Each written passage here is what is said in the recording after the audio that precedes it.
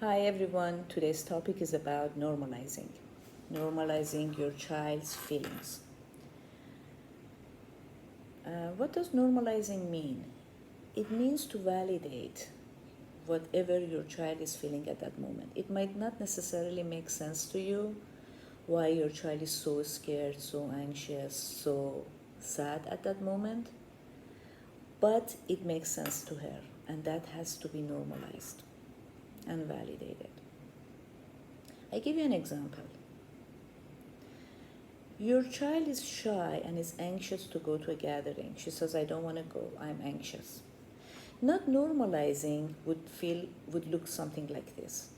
Oh, what do you mean you're anxious? There is no reason for you to be anxious. Everybody is friendly over there. Don't worry about it. It's all good. These things you can say later on, but if you don't normalize her feelings at that moment, it comes across as denying her feelings, the validity of her feelings. Now, normalizing would be something like this. Oh, I understand. Of course you're anxious. You don't know anybody there. People might not come to you to say hello to you, and that is really scary.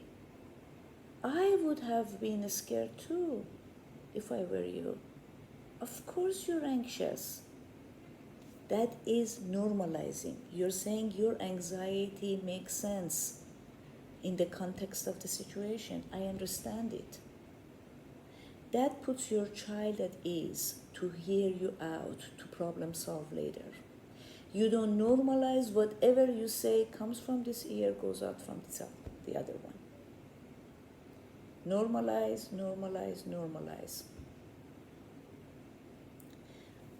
I would have been scared too. That's normalizing. I understand how scary it is. That's normalizing. Your child comes home, she's sobbing. Oh, nobody played with me today. I'm so sad. And she sobs and sobs and sobs.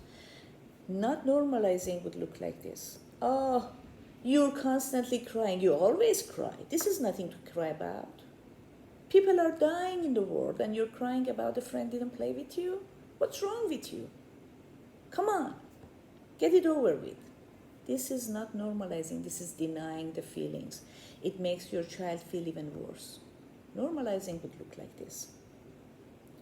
Oh my God, of course you're so sad. Of course, that is terrible.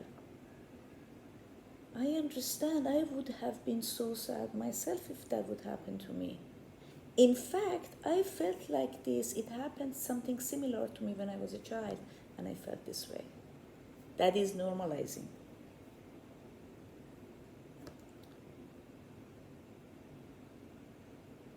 This way, your child will calm down. What you're doing right now would help your child to do it for herself later on in life when she self-talks. She calms herself down because you're teaching her. You're showing her it is normal for her to feel sad when the friend didn't play with her. You're telling her it's normal. It puts her at ease. And then you can talk about, okay, let's see what we can do. And then, in the context, how about, this and that. Remember to normalize. That's a foundation for your child's ears to open, to hear you out, and to be willing to problem solve and look at the things with another perspective.